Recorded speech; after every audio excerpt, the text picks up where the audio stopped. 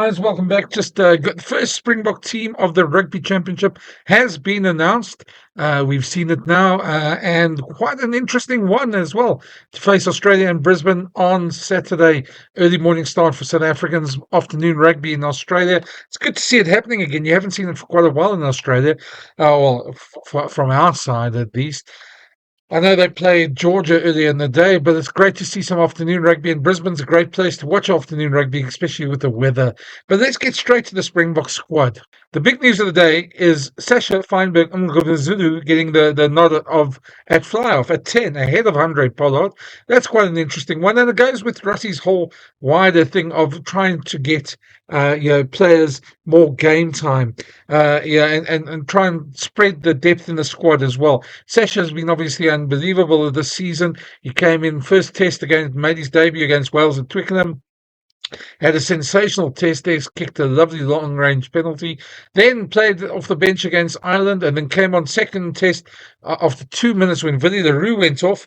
Had a big test ahead of him there. And after a bit of a shaky start, really looked good in that second half. And then against Portugal, when he came on for Manie the Bok, he was sensational. So he's really had a good run in the Bok jersey, and they want to see what happens to him at 10. I think it's interesting that he's been paired with Kobus Reinach. I think Kobus Reinach has been probably the form guy and really fits into what Tony Brown wants him to do. I know he's 34 at the moment, and I know, or 34 at the next World Cup, and I know there's a feeling that he's not going to make the next World Cup. But at the moment, the Boks still need to win test matches, and with Faf de Klerk out, he's the next guy in line. He's never played a bad test for the Springboks, and I think he really fits into what Tony Brown wants to do. Grant Williams on the bench is probably the next best guy to do the same sort of role, and that's why we're seeing him on the bench there. But Sacha at 10, extremely exciting, very keen to see. Brisbane has got a bit of a racetrack. It's a bit of a fast field, so it's really going to suit his style of play. And guys, then you look at that backline. What a backline it is. Of the rest, other than Sacha, who is the youngest player there, he's surrounded with double World Cup winners. The only guy who's not a double World Cup winner is Courtney Orense, who's got a single World Cup medal to his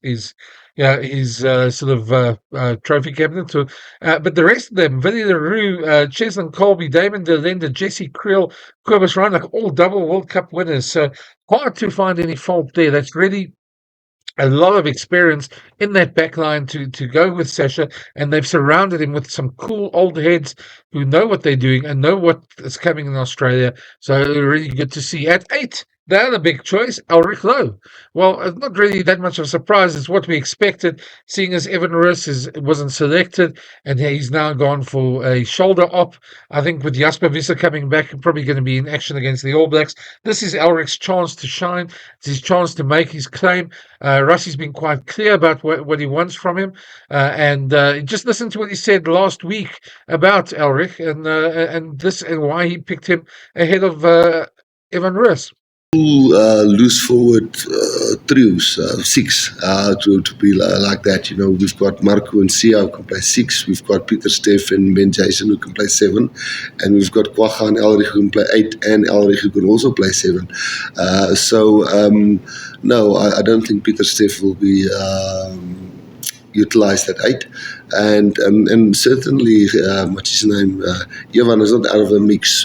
Prior to the Portugal test match, we told the guys, you guys get a chance here and go and express yourself and show us, put up your hand, show there's a few new dogs in the neighborhood, and start lifting your leg and make a mark there. And certainly a few guys did, but Elrich, we also want to experience him against big nations. Of course, he was part of our plans always, but he certainly did take a dip in form. He will admit it himself, and we know what Evan now can do, and Evan is not thrown away. We still have 9 test matches this year, so like we did against Argentina away last year.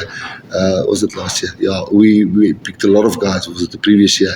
A totally different team like we did against Portugal. So it's building squad depth. We know what Evan can do, and he certainly didn't have bad games, and we know he's comfortable within the Springbok setup. We now can see if Elrich gets his chance, what he can.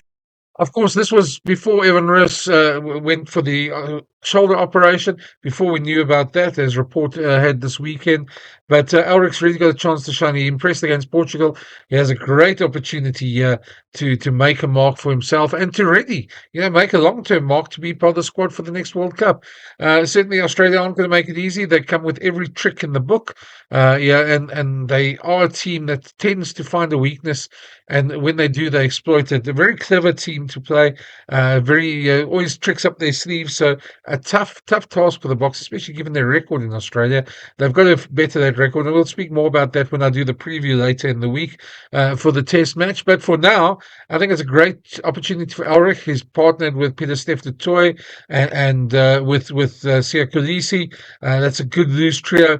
Can't find any fault there. Then we look at the locks. Eben Etzebeth closing in on Victor Matfield's all-time mark of 128 tests. He's going to take another step towards that.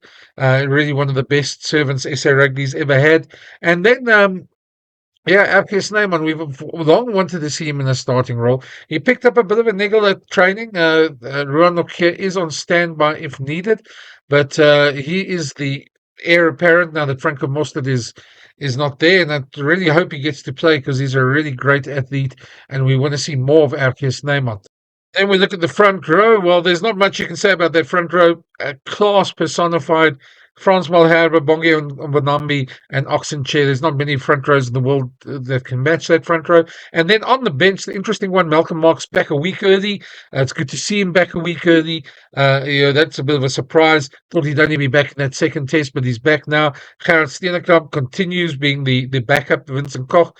And that is really a bomb squad front row that can take on anyone in the world. And if I was Australia, they're going to be looking to exploit some of the new rules and hopefully disrupt the Box momentum there. But that's a very, very strong front row.